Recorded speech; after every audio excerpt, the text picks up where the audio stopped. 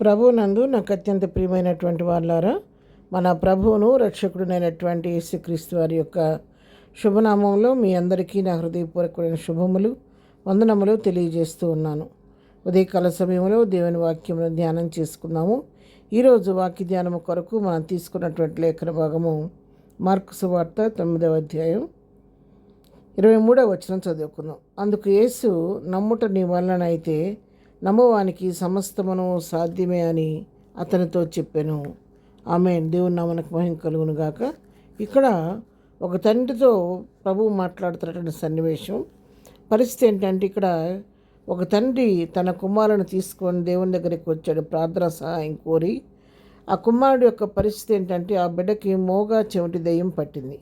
దయ్యం పట్టి ఆ దయ్యం ఏం చేస్తుందంటే, ఎప్పుడైతే ఆ దయ్యం అతను పట్టుద్దో, అది పట్టినప్పుడు పాప మా బిడ్డ ఏం చేస్తాడంటే, నురుగ్గార్చుకుంటూ నోటెమ్మటే కింద పడిపోయి విలవెల్లాడిపోతూ ఉంటాడు. అంతేకాదు, అది ఆ బిడ్డను దొంగిలించాలని అపవాది ఏం చేస్తుందంటే, ఆ విధంగా పెట్టినప్పుడు అంతా కూడా కింద పడి ఉల్లాటం ఎక్కడ పడేటట్టు చేస్తుందంటే, పడితే అగ్నిలో పడుతున్నాడు, అది నీళ్ళలో పడిపోతున్నాడు తెలియకోకుండా. అంటే కొంచెం ఏమరపాటుగా ఉండి ఎవరు చూడకపోతే అగ్నిలోనే కాలిపోవచ్చు, నీళ్ళలో పడిపోయి కూడా మునిగిపోయి చనిపోయే పరిస్థితి అనమాట. అట్లా విధంగా అపవిత్రాత్మ బహుగా ఆ బిడ్డను విలవిల్లాడిస్తూ ఉంటే, మరి తీసుకొని వచ్చి ప్రార్థన సహాయం కోరి తీసుకొచ్చాడు. శిష్యులు ప్రార్థన చేశారు కానీ వారి వల్ల కాలేదు. ఇప్పుడు దేవుని దగ్గరికి ఈ వర్తమానం వచ్చి ప్రభు ప్రార్థన చేస్తున్నప్పుడు, ఆ బిడ్డను ప్రభు దగ్గర తీసుకొచ్చినప్పుడు, ఆ దేవుని దగ్గర తీసుకొచ్చిన వెంటనే ఆ అపవిత్రాత్మ తన బిడ్డల నుంచి విలవిల్లాడిస్తూ ఆ బిడ్డను కింద పడేసి ఉరుగార్చుకోవటం మొదలుపెట్టాడు. ఆ తండ్రి అడుగుతున్నాడు, దేవుడు తండ్రి అడుగుతున్నాడు, ఎప్పటి నుండి బిడ్డకి ఇలా జరుగుతుంది అంటే, బాల్యం నుండి జరుగుతుంది. ఆ పవిత్రాత్మ వాడు తరచుగా ఈ విధంగా నీళ్ళలో అగ్నిలో పడేస్తుందని చెప్పి ఆ తండ్రి ఎంతో వేదంతో తన పరిస్థితి చెప్పుకొని, నీ వల్లే ఏమనైతే నాకు సహాయం చేయమని బ్రతిమాలుకుంటాడు. ఆ పరిస్థితి విన్న దేవుడు అతనికి స్వస్థపరచడానికి ముందుగా అతనికి చెప్పిన మాట ఏంటి, నమ్మటం నీ వలన అయితే నమ్మవానికి సమస్తమును సాధ్యమే అని చెప్పి అతనితో చెప్పాడు. చెప్పినప్పుడు మరి ఆ తండ్రి ఆయన చాలా తెలివిగలిగినవాడు కాబట్టి వెంటనే ఆ చిన్నవాని తండ్రి అన్నాడంటే, నమ్ముతున్నాను, నాకు అపనమ్మకం ఉండకుండా సహాయం చేయమని బిగ్గరగా చెప్పినాను.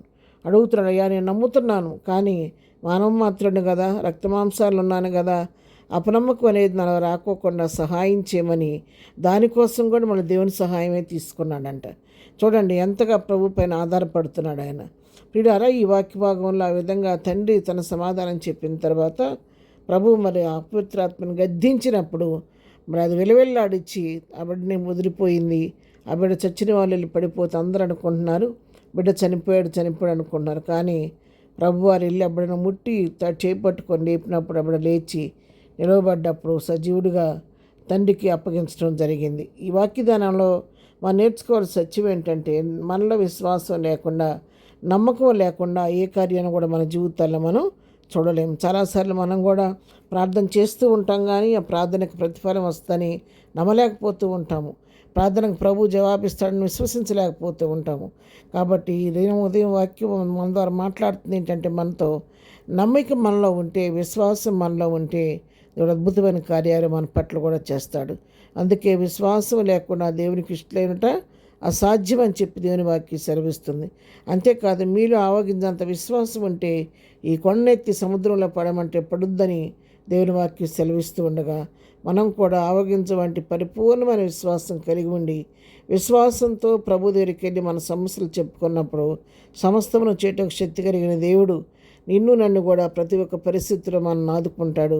అనారోగ్య పరిస్థితి విడిపిస్తాడు. ఇంకే సమస్య మన ప్రభు దగ్గరికి వెళ్ళినా, దురాత్మను బట్టి పీడించబడుతున్నా కూడా విడుదల పొందుతాం. దేవుని దగ్గరికి వెళ్తే గొప్ప విడుదల ప్రభు మనకు అనుగ్రహిస్తాడు. కాబట్టి ఉదయకాలం ప్రతి ఒక్క అవసరత కొరకు విశ్వాసంతో ప్రభు వైపు చేస్తూ కృపాసనం యొద్దకు వెళదాము. ప్రార్థన. ప్రేమగన్ని తండ్రి, పరిశుద్ధురాన్ని కొందనాలు. ఉదయకాలం మాకు ఇచ్చిన యొక్క మంచి శ్రేష్టమైనటువంటి వాక్య భాగాన్ని బట్టి నీ కొందనాన్ని చెల్లించుకుంటున్నాం. విన్న వాక్య ప్రకారం జీవించే కృప మాకు దయచేయండి. మా అందరికీ దృఢమైన విశ్వాసం కలిగి చేయండి. ఇదైనా మేము చేయ పనిపాట్లో రాకపోకలో క్షమం దయచేయండి.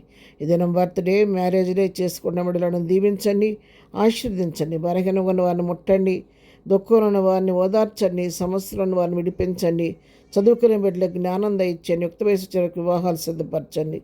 ప్రతి వారి పట్ల నీ కృప విస్తరింపచేసి వారి అవసర అక్కరు మీ నామంలో తీర్చమని, దీవెనతో నింపి నడిపించమని యేసునామంలో ప్రార్థించడి పొందుకొని ఉన్నాము తండ్రి. ఆమెన్.